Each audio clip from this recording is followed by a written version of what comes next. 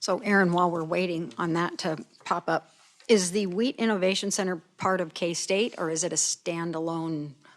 So it is on K-State's campus. So it is owned by Kansas wheat farmers through the wheat checkoff, and we're on the North Grain Science campus. So it's a unique relationship. Obviously, we've got a very close working relationship with K-State.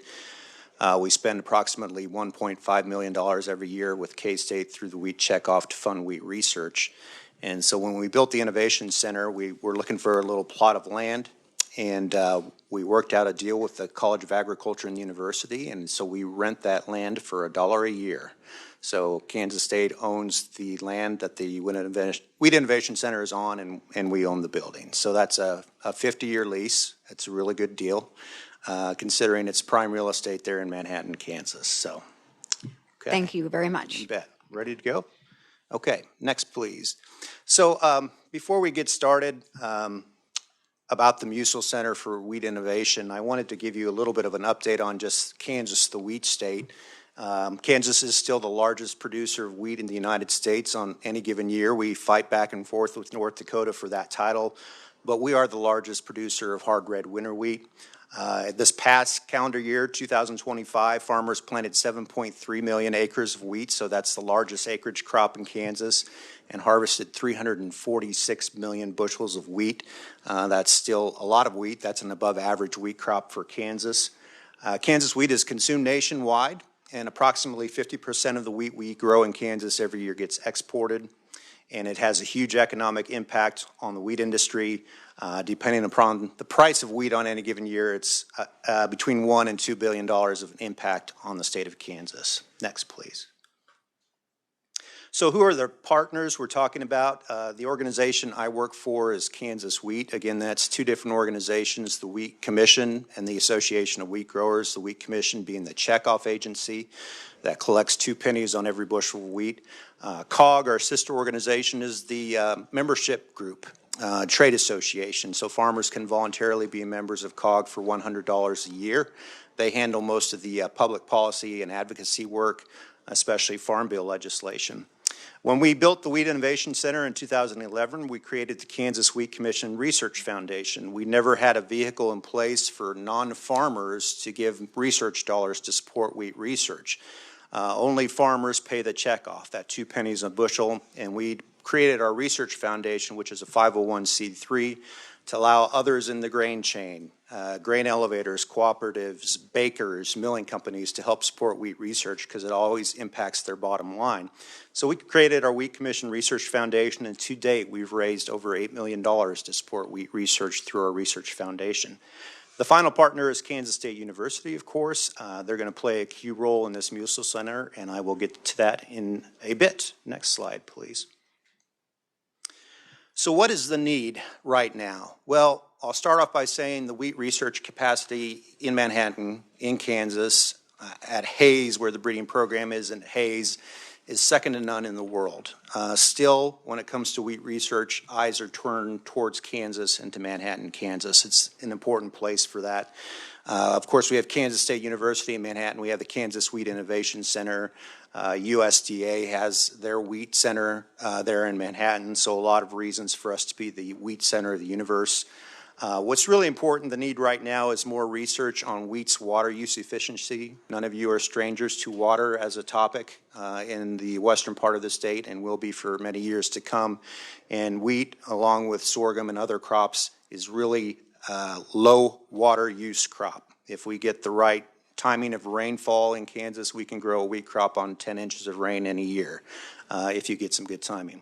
However, wheat research is dispersed. It's kind of amongst different departments. Part of my job within the College of Agriculture at K-State is to coordinate research between the Grain Science Department or the Entomology Department and across different institutions. Next slide, please. So what wheat really needs is a research cat herder, so to speak, to kind of steer wheat research into one direction. Next one, please. So when we're talking about those different cats that need to be herded, again, this kind of details that within K-State alone, You've got research in the agronomy department, grain science, plant pathology, entomology, but there may be research in other colleges, such as the College of Biology. There's research in the computer science department related to AI and wheat research that's going on. But then we have our private sector partners, the private seed companies who are also innovating in wheat. Some of those you've heard of are Westbred, Syngenta, Corteva has a wheat facility in Wamego, Kansas. And then you've got other land-grant institutions that are doing wheat research also, such as Oklahoma State, Colorado State, and A&M. And on top of that, we can't forget the U.S. Department of Agriculture. So each of those entities at different levels, there's wheat research being done, and it would be really helpful to kind of target and direct that research. Next one, please.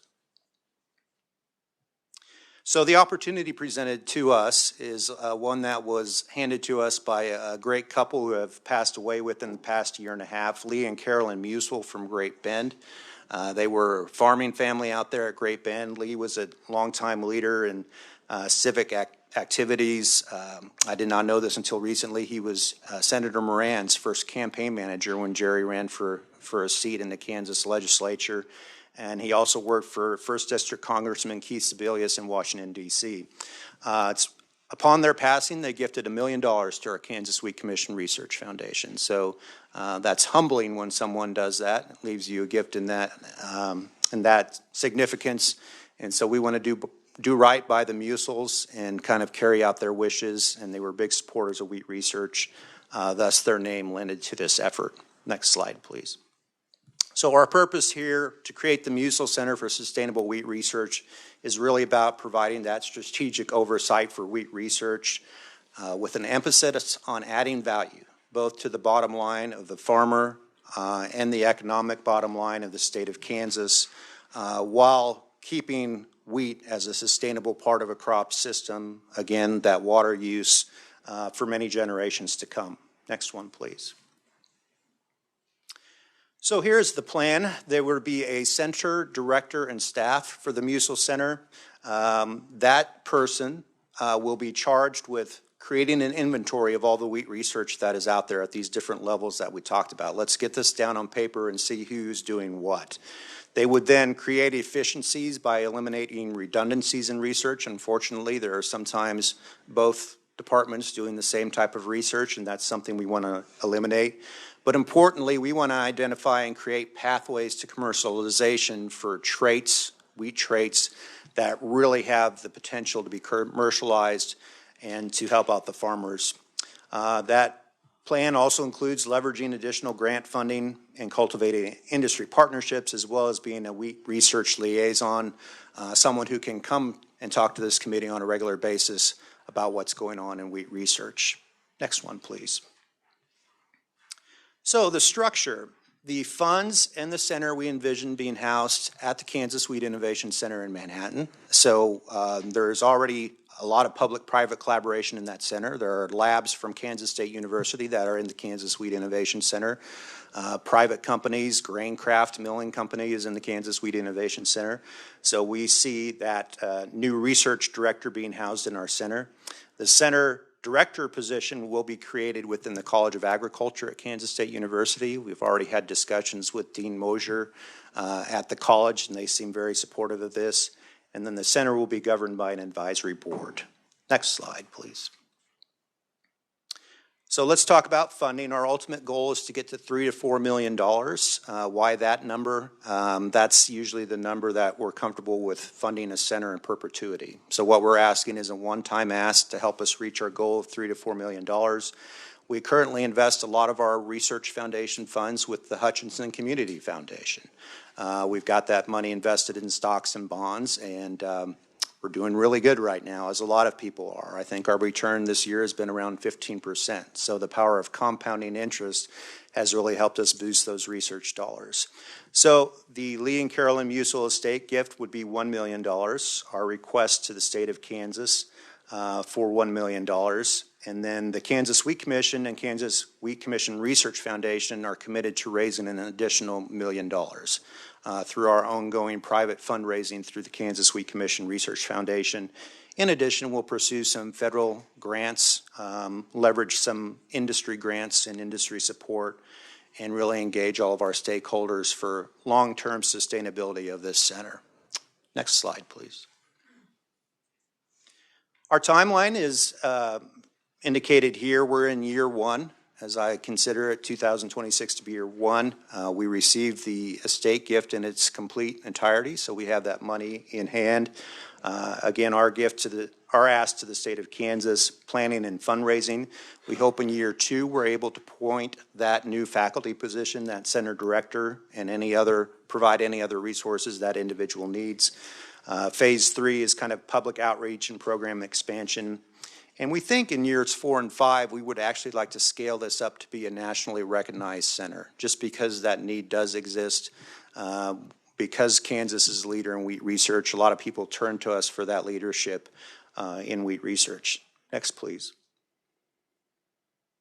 So the time is right for something like this. I think Lee and Carolyn knew that when they left this gift in their estate. With water resources facing increasing pressure, the timing is right to put some more money into wheat research as a water use efficiency crop, and emphasizing how important wheat is to crop rotations in Kansas.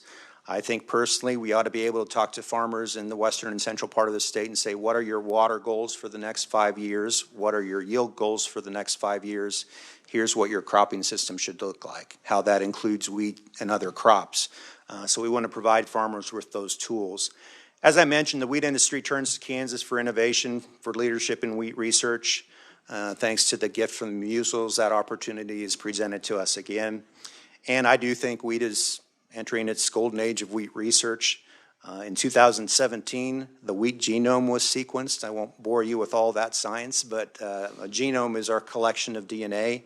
The wheat genome is 5 times larger than the human genome. So the wheat genome has 16 billion DNA letters. You and I only have 3 billion DNA letters, which makes wheat research very complicated, and it needs a lot more resources to go into that, and I think the time for that is right. Next, please. So in summary, the center will coordinate, accelerate, and maximize efficiency in wheat research. This is going to be a coordination between Kansas State University and farmers. The Wheat Innovation Center is already a shining example of a public-private collaboration space, as I mentioned, some of the companies that are there. And we envision this even going across state boundaries to some of our wheat brethren in nearby states. It does create a wheat research coordinator position at K-State. That may not be the final title of that position, but you kind of get the point. That person will be coordinated with coordinating wheat research, eliminating redundancies, and leveraging additional funding. And the center funds will be managed by the Kansas Wheat Commission Research Foundation, with the center being headquartered at the Wheat Innovation Center in Manhattan, Kansas. Next one, please. So in summary, we think the time is right. This has a potential to be a transformative step for the wheat industry through the mutual's vision. I think the stars have really kind of aligned on this to turn the attention once again to Kansas as leader in wheat research. So thank you for your time. That's where my presentation ends for you, and I'm happy to answer any questions that you might have. Thank you, Mr. Harries. Questions of the committee? Representative Curtis, then Representative Alcala. Thank you, Madam Chair. So when you say wheat is entering its golden age, what does that mean exactly? And then we had a bill this morning on the House floor that dealt with angel investment tax credits. Do any of the innovators from this research, do you think that they have or will use that type of a tool? Second question first, I think they always explore those types of tools. I don't know of any specific that have that, but I think that's something we can certainly investigate. As for the golden age of wheat research, it starts with that sequencing of the wheat genome. So how our wheat breeder, Alan Fritz, explained that to me one day, is prior to having that map of the wheat genome, it's like reading a novel, but all the words are mixed up. You know what each individual word means, and now the words are in order. So you know the meaning behind those words, where those words fit in that genomic map. So you add on technologies to that, and there are new technologies like gene editing, which we're doing some research on, and the fact that the faculty we have at Kansas State right now is just super capable and very smart people I work with on a day-to-day basis, a lot smarter than I am. And I think we're naive to think that we'll be able to hold on to that talent forever. So having additional resources like this Musil Center adds a little bit of momentum and to help keep those scientists around a little bit. No. Wow, good. Representative Rogers. Thank you. I think a week ago we had an excellent presentation. Did you all? No, I'm just kidding. Thanks for being here, Aaron. The golden age, every June I think we have the golden age of wheat as it turns. So it's kind of neat. So let's talk a little bit about this, the logistics of how it all works together. So we get the state investment in now. How quickly will we see, by year 3, kind of, is this first year kind of getting all the pieces put together? Year 2, again, reading this, the director, and then will they do a deep dive into putting everything together? And Madam Chair, I guess you talk about these other institutions, like the wheat breeding in Oklahoma State, the breeders they have there, CSU, I think there's a couple. Are they aware of this? Are they willing to, I know it's a small family, when it comes to wheat. So they're aware that this is a possibility and you're working towards this? Yeah, so I've spoken with my counterparts at other state wheat commissions in Colorado and Oklahoma and Texas, and they support it. They're aware of the need. Actually, for years now, we've been trying to do from a commission level amongst different states is getting more coordination on wheat research, and what it turns out is that's actually a full-time job, and so thus the center presentation. But yeah, Representative Rogers, I think this timeline that I presented to you is not aggressive. I think it's realistic. I think in year 2, the pieces are coming together now. In year 2, we're committed to hiring this individual. We have a few names in mind. It's a pretty small pool. It's got to be someone who is familiar with wheat research but has the ability and knack to be that liaison and communicate that. We're committed to make sure the funding is in place by year 3. So we continue fundraising through our Kansas Wheat Commission Research Foundation. So we'll go after more businesses who are interested in this concept and ask them for funding. I think the Kansas Wheat Commission will step up and make sure we have things in place so we can get things going without necessarily reaching $3 or $4 million right away. So I think the timeline is, so yeah, when that person hits the ground running, their first job is really just going to be an assessment of all the wheat research that is going out there, and then connecting the dots, identifying wheat research that scientist A is doing and scientist B is doing, and say, hey, you guys ought to be working together, and keeping on the glasses that filter towards, ooh, this has economic impact. We don't want to just chase that research rabbit that's not going to have some impact to farmers and has marketability to it. So, Madam Chair, if I could do just a quick one. Yes. I know, because I'm going to ask you this, because I know I'm going to get asked this as soon as I head home to farmers.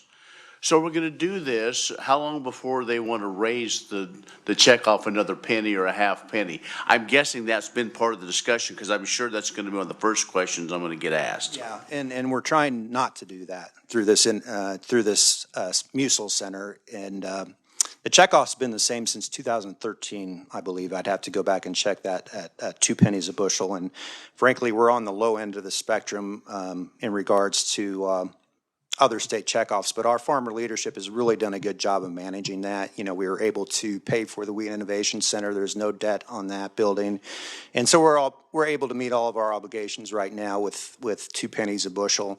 Our research foundation is really what sets us apart. That $8 million that we have in the fund, and that was always designed to keep a floor under our wheat research, because our budget is based on the size of the wheat crop, as you can guess. And so when we've got a drought year, our budget goes down, but we've wanted to maintain a floor under wheat research. And so this Musil Center is towards that goal of helping us do just that. Thank you. Any other questions for Mr. Harries? Representative Curtis. Thank you, Madam Chair. Okay, this is just really basic. So Kansas is known for red winter wheat, right? When does that get planted and when does it get harvested? Yeah, so winter wheat gets planted typically in late September through October in this part of the world. And then we harvest it usually starting the second week in June south of Wichita, and then it finishes in the northwestern part of the state, around Goodland or St. Francis, probably about the second week in July. So it's about a month-long process, and that can be confusing. We grow 6 different classes of wheat in the United States. They're either red or white, winter or spring, hard or soft. Winter, as I just described. Spring, you plant it in the spring and harvest it the same summer. But our winter wheat comes up in the fall, goes dormant right now, and it looks great. We're sitting on a pretty good looking wheat crop, I think, in Kansas, which we need. So, so it's there are some differences in there, but traditionally we're growing hard red winter wheat here. And I'll be happy to answer any wheat related questions, by the way. Can you grow can you grow different wheats on, do they plant like red winter wheat and then they plant another That's a great wheat crop or? No, so that's a Sorry. great question. No, these are great questions. In a crop rotation, so once you harvest winter wheat, some farmers can go right back behind the combine, literally, and plant soybeans into that straw.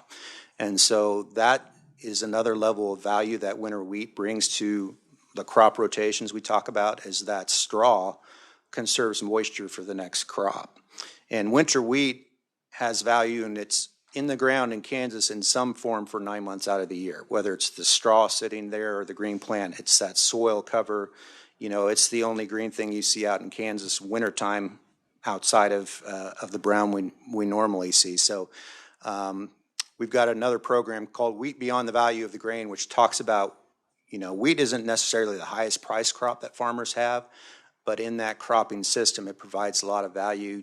2 summers ago, I was riding in the combine with a friend in northwest Kansas, and he was harvesting 115 bushel wheat, which is really good, and it's really fun to ride in the combine when you see that. But he wanted to point out to me that straw is going to be in that field for 4 more years. It's cellulose, it doesn't decompose, and that means his corn crop in that rotation in that field is going to do that much better because of all that straw. Yeah. Vice Chair Long. Thank you, Madam Chair. I suspect you're probably not doing a lot of research on spring wheat. It's winter wheat. But in regards to white wheat, I know that market came about in western Kansas, in my area, some 20 years ago. And it kind of took off. It's kind of faded back. Are you guys doing research on white wheat? Yeah, so we continue to fund a white wheat breeding program. So there are 2 wheat breeding programs, one in Manhattan and one out at Hayes. And the program at Hayes continues to develop white wheat varieties. And there has been an ebb and flow to that marketplace, right? But we're actually seeing a resurgence now. And so our biggest customer for hard white wheat, believe it or not, is Nigeria on the southwest coast of Africa, just because of relationships we've developed there.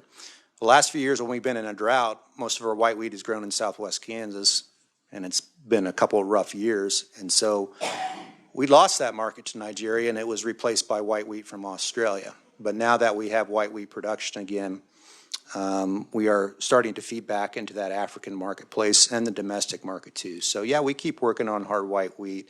There are some farmers growing spring wheat in northwest Kansas. It doesn't yield as well because it gets too hot in summer, but some guys find a fit for it in their crop rotation. It's cheaper than fallow, and they can get another crop off of it. So we actually grow, really getting in the weeds here, we grow 5 of those 6 classes of wheat in Kansas. So yeah, it's... Yeah, so farming next to the Colorado border all these years, we found we could go into Colorado and market our wheat that was grown in Kansas at times if we had a higher protein. Because they paid a premium in Colorado and they didn't in Kansas. I don't know where that's gone. We haven't looked at that for several years, but are you concerned about the protein in these, or is there research being done on the protein part of it, or is there more research, and that would be for baking, of course, or would there be more research in the less use of water for farmers' yield? So I would say the top 3 targets when our wheat breeders are creating new wheat varieties is yield, because that's how farmers get paid, drought and heat tolerance, and protein. Because hard red winter wheat, for those of you who don't know, we try to get 12% protein. That's the target. And usually our higher proteins are in western Kansas because it's hotter and drier. That gets you more protein than central Kansas. And most of our mills are in central Kansas because the high protein wheat moves from western Kansas to the mills in the central part of the state, gets blended with the lower protein wheat.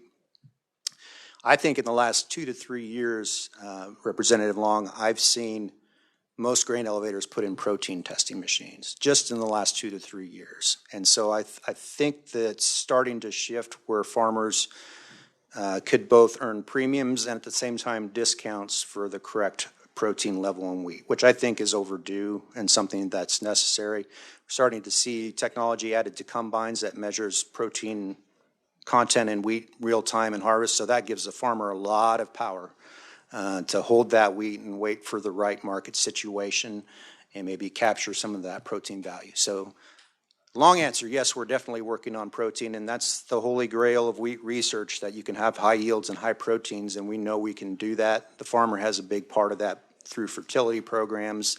The good Lord has a big part in that through weather, but we know through genetics we can certainly get there. Well, I want to commend you. We've come a hell of a long ways in the past 40 years, because when I first started, we were growing wheat chest high with a head 1.5 inches long, and now we're growing wheat knee high with a head 4 inches long. Doesn't fall over, and it is more drought tolerant today than it was 40 years ago, too. So we've made great strides, but I think there's that much more yet to come. Thank you for being here. Appreciate it. Questions?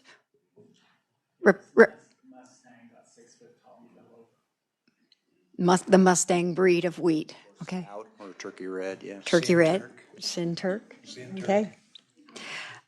Representative Rogers. I'm sorry, one last bite at the apple. Today. So, again, these funds we're using out of the, unappropriated out of the state water plan fund. We haven't talked a lot about sustainability, so let's talk either the definition that you're coming up with to utilize this.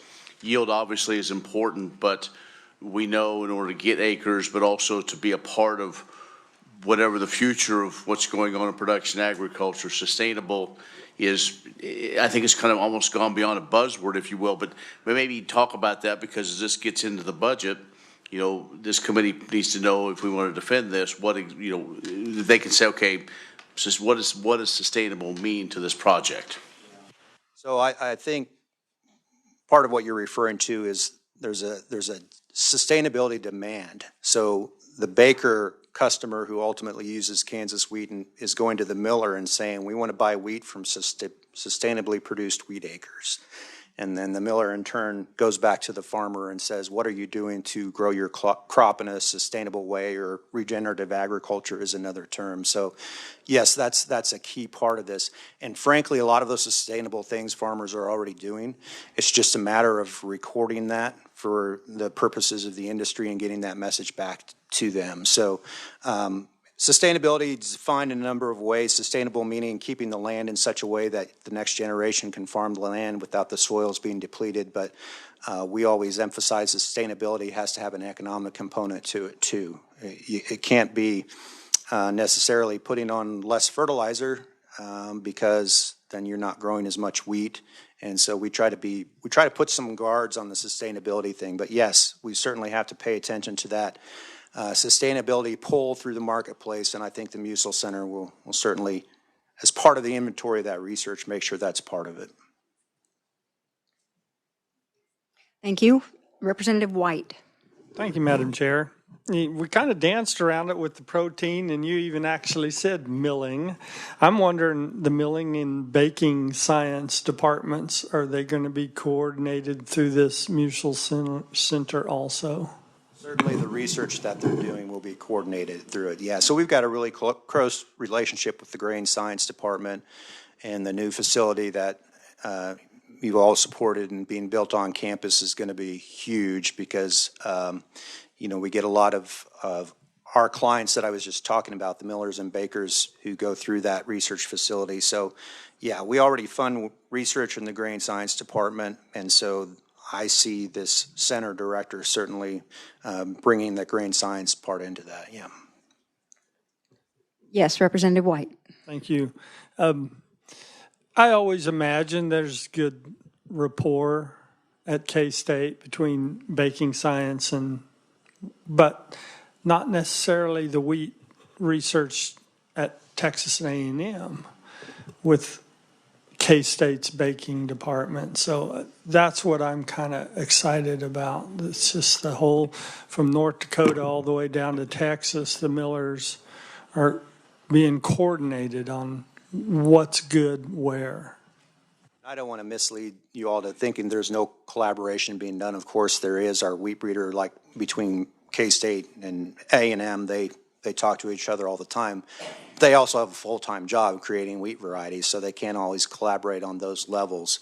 But yes, I think this opens the door a little bit more because, our Texas Wheat Commission has their own research funding budget, and they're working on their things in Texas, and we're doing the same thing here in Kansas. And unfortunately, sometimes there's repetition in what we're doing and what they're doing. So this is designed to take it to a level where we're looking at that and saying, hold on a second here. We've got a finite resource here in wheat research dollars, and we need to make the most of it. So I hope to expand on that collaboration, and we'll start with baby steps, right? You don't want to overspread, so we'll probably start with our hard red winter wheat growing state partners, which would be Texas, Oklahoma, Colorado, Nebraska. Yeah. Representative Alcala. So in the baking process, does that separate protein, starch, or does it enhance it? I'm just curious because when I seen it on the agenda, I started looking. And so I'm just a city kid, so. Yeah, no, that's fine. So in the milling process, you're separating, basically there are three parts of wheat kernel: the bran, the outside coat, the endosperm, which is that starchy middle part, which is where your white flour comes from, and then the wheat germ. So in the milling process, the bran and the germ are separated, and that endosperm is turned into flour, right? And so the baker will buy that flour from the mill based on the protein level of the wheat. So it's kind of a convoluted thing. The baker says, I want to buy this flour from you based on the fact that it was 12% protein hard red winter wheat. So that's how it works right now. But that always evolves too, because we know more about wheat than we did before. We know that 10% protein wheat can maybe make as good a loaf of bread too. But the protein is not separated. The protein is in that starch, in that white flour. So that's determined before it gets to the mill. So the miller might have some 10% protein wheat from Hutchinson and some 14% wheat from Goodland. The miller blends that together, mills that into flour, and thus can deliver that 12% protein flour to the baker because that's what they wanted. So. Representative Alcala. Is that what they call wheat protein isolate? Oh, great question. So that is a different factory. I love it. That is the plants in Phillipsburg and Russell, Amber Wave and Pure Field Ingredients. So they start that flour milling process, which they separate the white flour, but then they take water and wash the starch off, leaving just the protein isolate, which gets sold in a bag as wheat protein. The starch slurry with water goes to the ethanol side of the facility and makes ethanol. So that's what your protein. That's where I was getting confused. Yeah. So that's what your protein isolate is. The starch goes to ethanol. The protein is dried down. And so the old farm trick, if you chew on some wheat at harvest time and it turns gummy, your mouth is washing away the starch and the protein's being left behind, and that's the chewy part. And I did that as a kid every June. Vice Chair Long. Thank you, Madam Chair. Just one more quick question, comment. 30 years ago, we started genetically modifying corn, and when we tried to export that. We got into a little trouble with some countries that didn't want it, and we've worked our way through that, and that was 30 years ago. But there's a fine line between breeding wheat and genetically modifying wheat. And so I'm sure you guys have thought about that and where you're going with all this, but we have to take the consumer into mind about what they want if they feel they're at risk for this or that. And I'm sure I don't want to get in the weeds too deep on that, but can you comment on wheat breeding and genetically modifying wheat? Yeah, that's an important question. So traditional wheat breeding is what you just think about, crossing plants to get to a new type of plant.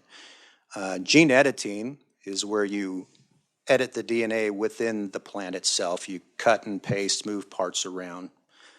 GMO, or as you're referring to, is when you bring DNA from an outside species and move it into wheat. Okay, so that's the clear distinction between those.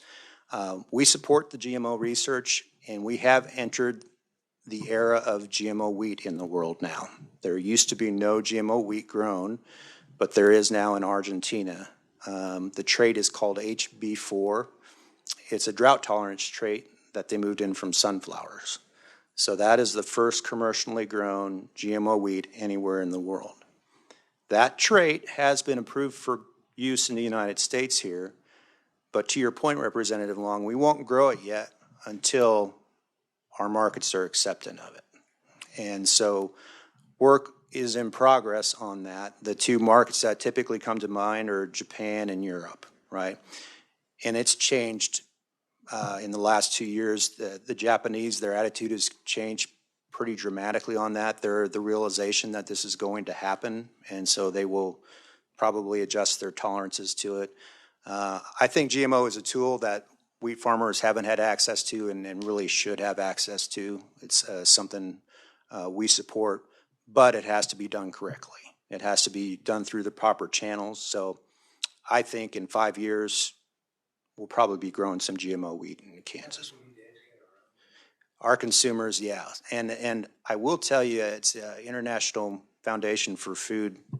I'm getting the acronym wrong, but they measure consumer concerns about these types of things. And GMO has actually fallen down the list a little bit in the past few years. Yeah, it's being replaced by other things, but yeah, it's not as much of a concern. In fact, we import cookies and baked goods from Brazil, so chances are some of us have eaten that HB4 wheat already, because it's not restricted from coming in here in the end-use product, so it might be here. Representative Alcala. So now I'm a little confused again. So does Arise 8000, I thought that separated the GMO. That test? Yeah. There are different tests for each different trait, GMO trait, so kind of depending upon what you're looking for. But that just identifies that the trait is actually present in that. It does not separate it or anything? No, it just identifies that it exists there. Yeah. It would find that sunflower trait in that wheat plant. Mm-hmm. Thank you all. Now, I have a few questions for you. So I would assume that your checkoff dollars would go towards consumer education about GMOs and, genetically changing the wheat plant itself. I mean, checkoff is usually, part of all checkoff funds is usually educating the consumers on the good qualities about the product that, that farmers are adding to this checkoff fund. Correct, yeah. So we call it a three-legged stool. What we spend our checkoff dollars is international marketing, domestic marketing, consumer education, and research. So yes, domestic marketing is a huge component of that. We've taken a hit the last few weeks. You've all seen the new food pyramid, and that didn't have kind things to say for bread. And so that's another battle we're fighting. But yeah, we obviously educate the consumer when we get to that point about the GMO wheat. And so that brings up another point about the Musil Center. The Musil Center, where the checkoff is split amongst those different buckets, the Musil Center is going to be dedicated to wheat research, which I think is a really important point. Okay. And then when you were talking about sustainable I believe no-till fits into that sustainable model, leaving the stalks and going right in with soybeans.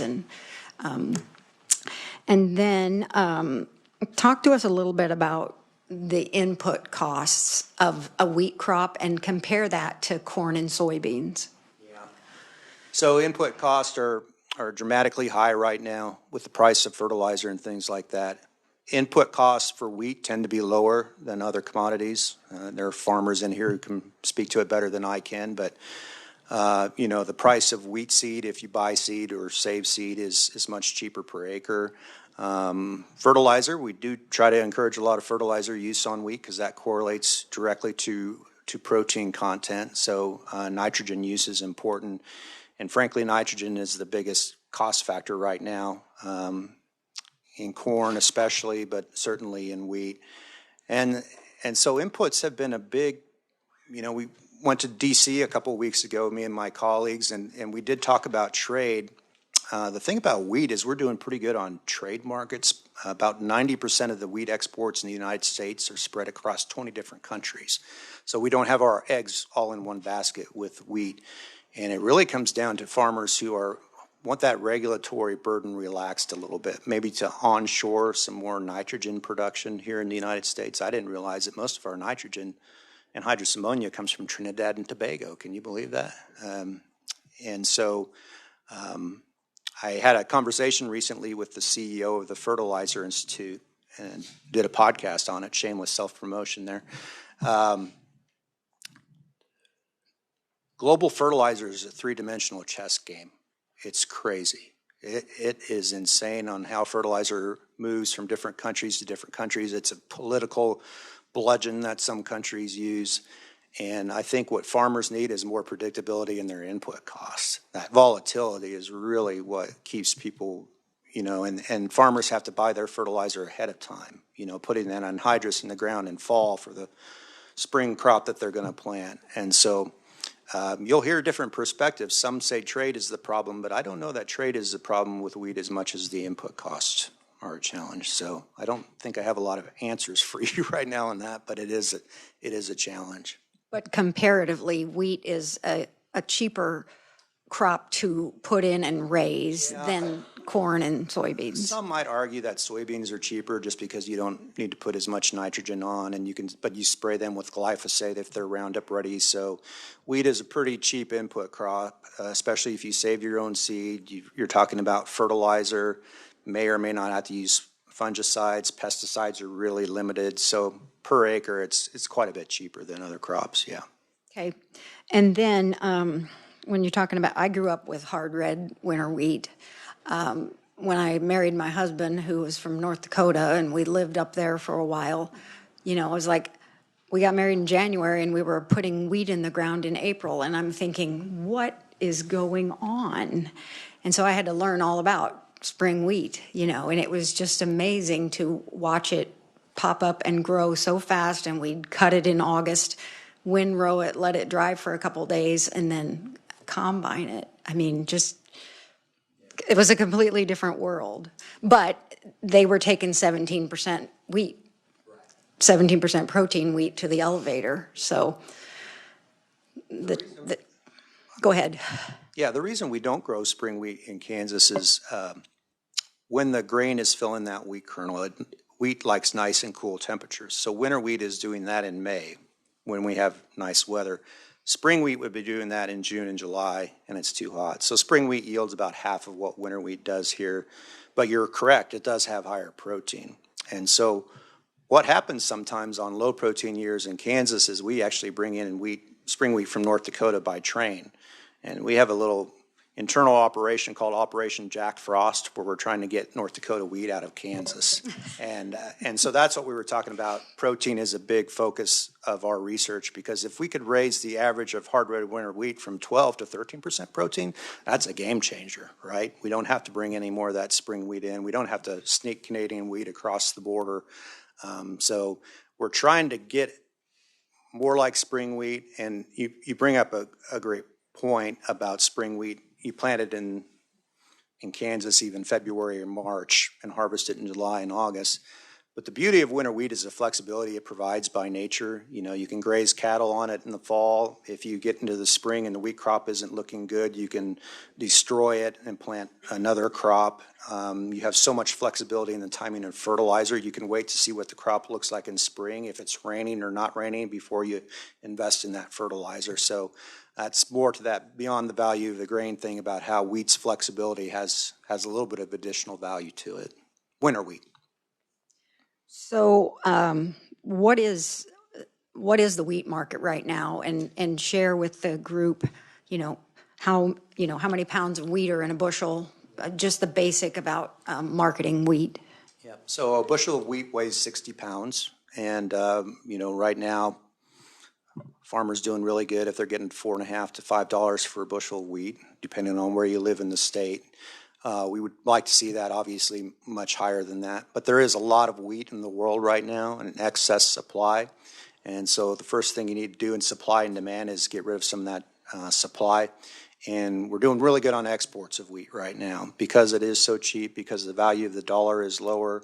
U.S. wheat and Kansas wheat has been flying out the first half of the marketing year. So that's good. We're whittling away at the piles. It used to be 40 years ago, 30 years ago, the size of the Kansas wheat crop would have repercussions on world markets. It's not the case anymore.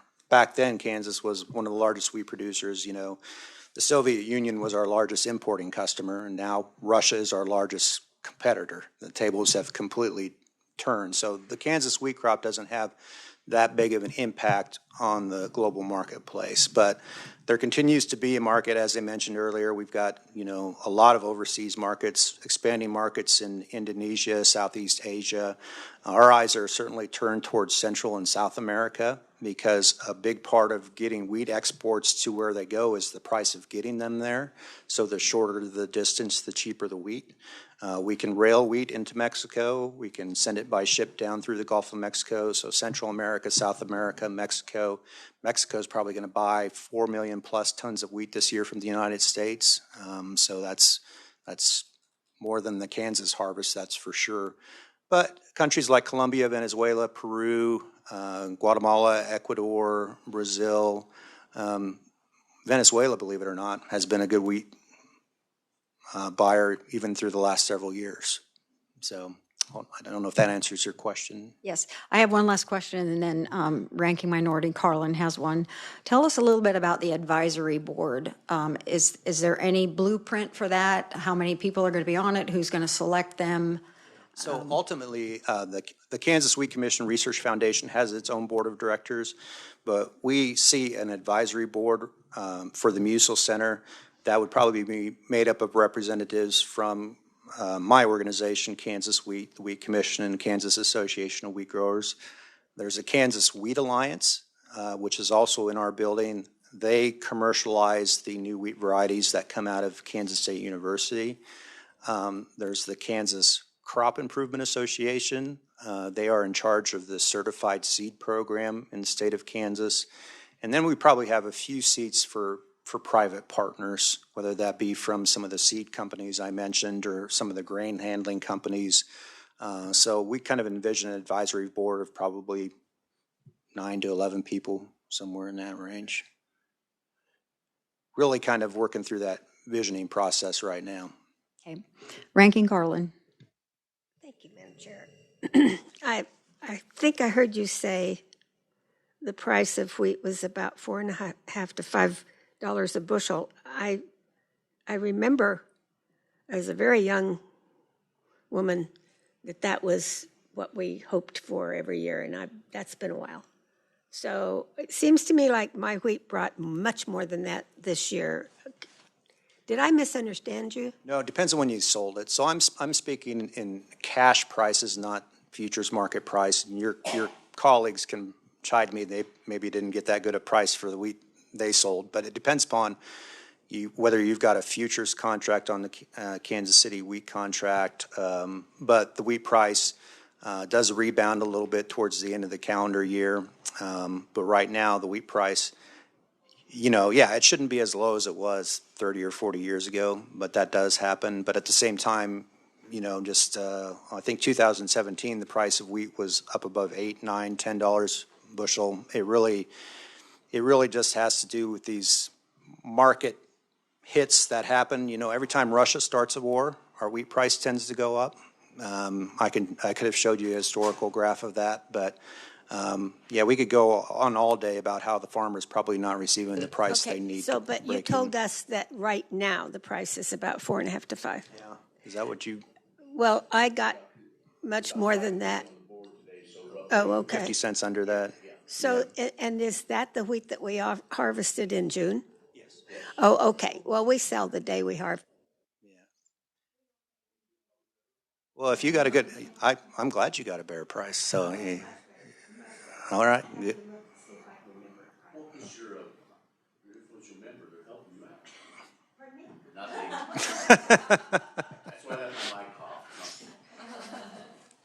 Okay, any other questions for Mr. Harries? Thank you so much for being here. This was another great presentation. We appreciate you being here. With that, the meeting for tomorrow has been canceled and will be rescheduled. We will not meet on Thursday or Friday, and so therefore this is the last meeting for this week. Monday, we will get an update on the World Cup, and then we'll be on the floor the rest of the week. So thank you, everyone in the gallery. Thanks, staff. Thank you, committee. And with that, we are adjourned. Thank you. We still have to be here Friday.